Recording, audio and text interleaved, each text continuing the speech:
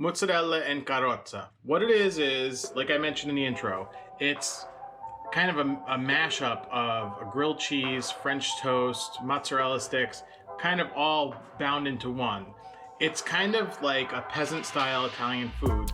In fact, my connection with the dish is that I remember my grandma, who actually had passed away when I was 5, was making this for me when we would go visit her. And she would make this for me, and it kind of, whenever I have this, it kind of takes me back to that, you know, comfort, grandma, you know, that whole nostalgic kind of feel. This is one of those things that I guarantee you, if you drive through, you know, Brooklyn at this point, you know, go through the trendy area, you'll probably find this on the menu for like $14 or $15.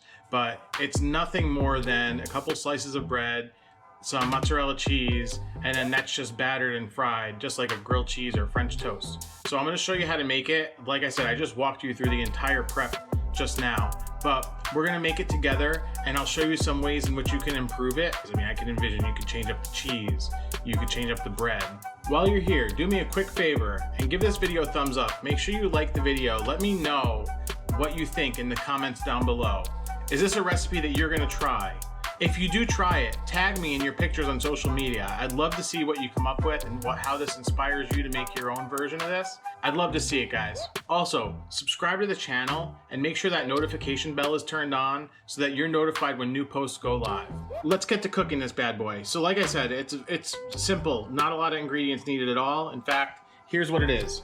We got a couple of slices of bread. What I have is sprouted sourdough bread. You need a little bit of butter. You're gonna need some olive oil, which is a pantry staple. I always keep it next to my stove. Butter. Did I say butter? If I haven't said it, then butter. This is mozzarella cheese. This is part skim, low moisture mozzarella. I would not use fresh mozzarella. There's too much moisture in it. Definitely go with the harder block that you'd find in the dairy aisle at the supermarket. And you need an egg. I would say 1 egg is probably good for 1 sandwich. If you want to stretch it, 2 eggs would be good for 3 sandwiches, but I wouldn't go much further than that because you kind of want this to be a little bit eggy. That's going to help hydrate this bread a little bit above what would normally be in a grilled cheese. In terms of technique, this really could not be simpler. What I'm going to do is cut slices of this mozzarella cheese nice and thin so that I can sandwich it inside of this bread. Then I'm going to crack this egg. I'm going to whisk it up in the plate. And I want a nice flat surface for that because I'm going to drag the sandwich through. And then in a mixture of melted butter and olive oil, I'm just gonna griddle it up. I'm gonna use the cover so that the cheese melts nice inside. But basically all you wanna do is cook it so that the egg is fully cooked and the bread is nicely toasted, just like you would French toast. I mean, that's basically what you're doing. You're melting cheese in between 2 slices of savory French toast. If you envision it that way, that's what you're making here. So here I have my mozzarella cheese sliced. Now you're gonna wanna let this cheese sit out for a little while if it's from the refrigerator, because the closer it is to room temperature, the easier it's gonna be to melt on the pan. All that you're gonna do is take your bread, lay out your cheese. If you have an extra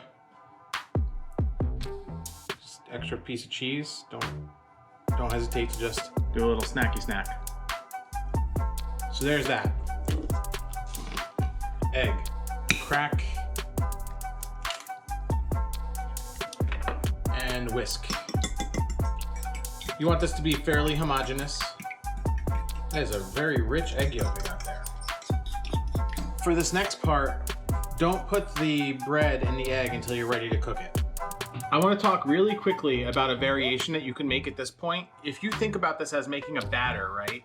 You're gonna put the sandwich into the egg and then you're gonna fry it just like that. What I've seen in some restaurants and what we used to make in the deli back in the day, we would actually crimp the mozzarella inside, like with a bread with no crust, crimp the mozzarella inside so you have like a pocket of mozzarella inside of bread, put it in egg, and then roll it in breadcrumb and deep fry it. So you end up with these like deep fried mozzarella sandwiches. The only reason why I'm not gonna do it is because since this is kind of thick, you got a whole inch thickness here. If I have breadcrumb here, like in this portion of it, it's not gonna get cooked when I pan fry it. But if you're deep frying it, if you're submerging, the sky's the limit in terms of how if you want to batter this, if you want to do like deep fried Oreo batter, like you know how they batter everything and throw it into a deep fryer. You could do that too. So the sky's the limit on this. I got my pan on medium heat right now. I'm gonna put butter. I would say about half of a tablespoon. You're gonna need a total of 1 tablespoon of butter. And I like to mix in a little bit of just olive oil straight up with that.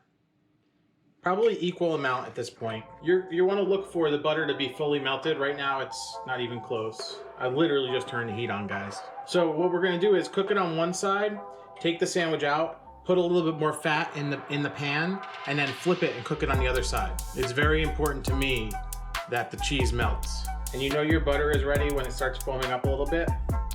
Can anybody guess why I'm using a mixture of butter and olive oil?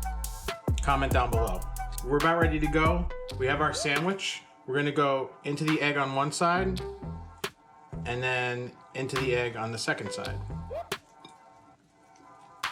I'm gonna go closer so I don't drip all over the place. And then right in. It's important at this point to actually lid it right away. And the reason why that's important is that we want the steam to help melt our mozzarella cheese at this point. Now this you could see comes together very fast. And if you have these ingredients on hand, you do not have to do any kind of special shopping or anything like this.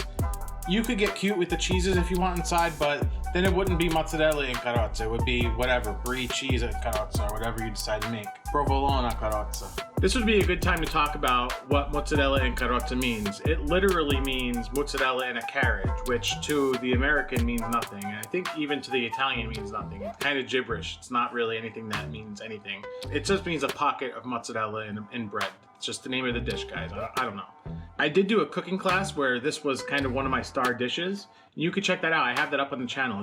You could dig through, but I'll leave a link to it in the comments down below and a card up here for you to check out. That's me teaching it to, an audience of about 25, 30 people who were just eager to eat some Italian comfort foods that day. Starting to smell a little toasty. I'm actually gonna give this a little jiggle so that some more fat gets distributed around. Just another minute on that side. You can see the cheese is starting to melt a little bit. Now we'll come up. I'll go in with the rest of the butter.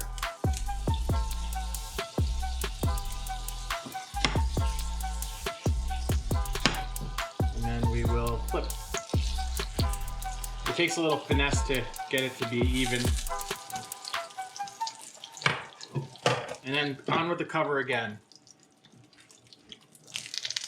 That cheese is melting very nicely.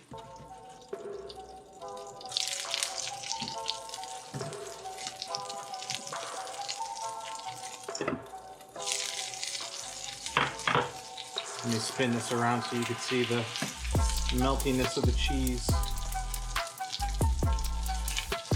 Look at that. Let me see. I think we're just about ready, actually. I'm gonna pull it out. You know what? I'm gonna go back to this side for another minute. Still got some fat in the pan. Why not use it up, right? This is coming off now. Here we go. Look at that, guys. Look at that sandwich. I'm actually not gonna go directly onto a plate or onto a cutting board. I'm gonna go onto a wire rack. And there's a very specific reason for that. I want some air to circulate so it doesn't get soggy on the bottom. So how's that look, guys? What do you think? We brought out the special Yankee ice cream hat because this is a Brooklyn specialty. Let's crack into it. Wow, look at that. Ready? Let's see what we got for cheese pull. A little weak one, but you could see it's nice. Good to go here on this. And let's take a bite. You guys are not gonna believe this. I wanna know, is this hard to make? Come on, you can do this, right? Time for a bite.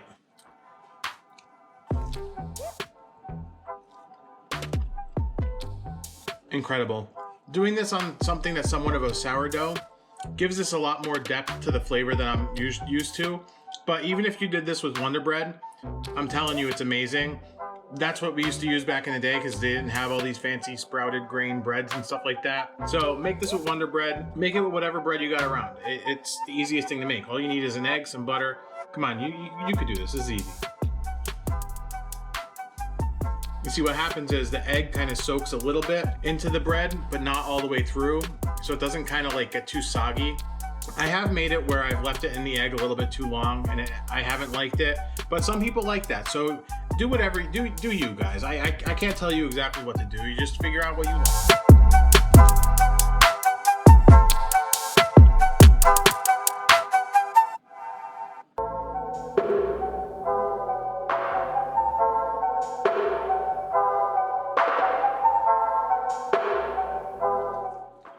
Manja.